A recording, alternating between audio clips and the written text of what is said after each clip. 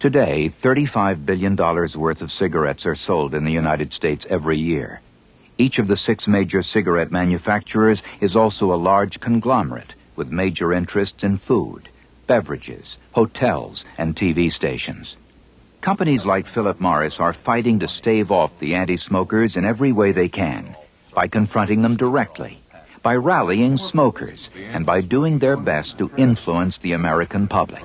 So they're going to ban advertising on the Bay Area rapid transit. What the hell are we going to do about it? I'm sure there's a commission that deals with that, so we need to find out who the players are and what our actual recourse is. I mean, I don't know how much money tobacco and alcohol actually pay to help support the transportation system. It's going to cost the people of San Francisco and the whole area $250,000 a year, which they're going to have to make up out of tax. $250,000. That's the contribution of beer and tobacco advertising? Well, alcohol and tobacco advertising. The disgusting thing about this is that these clowns make these kind of arbitrary rules, then they come up short on money, they want to raise the fares, and who gets hit?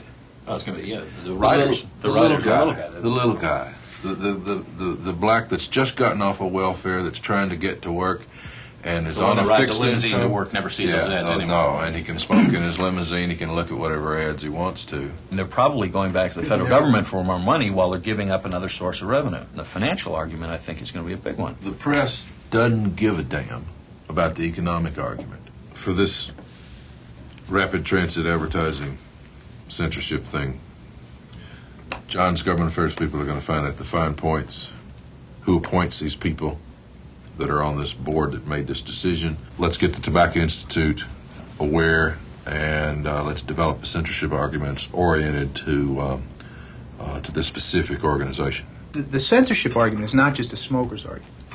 Right, By any means. It's everybody's argument, or everybody who believes in the First Amendment. The tobacco industry is very, very skillful in dealing with the symbols of public debate. At first, the tobacco industry denied the evidence about smoking and health. Now they don't spend a lot of time doing that. What they really have become is the champions of freedom, freedom of choice, freedom of speech. Now, up until the mid-'70s, the Supreme Court considered commercials to be such a low form of speech that it wasn't entitled to any consideration under the First Amendment. And in fact, there is no question in the minds of most First Amendment scholars that the Supreme Court, faced with a decision by Congress to ban advertising of cigarettes, knowing what we know about cigarettes, would uphold it unanimously.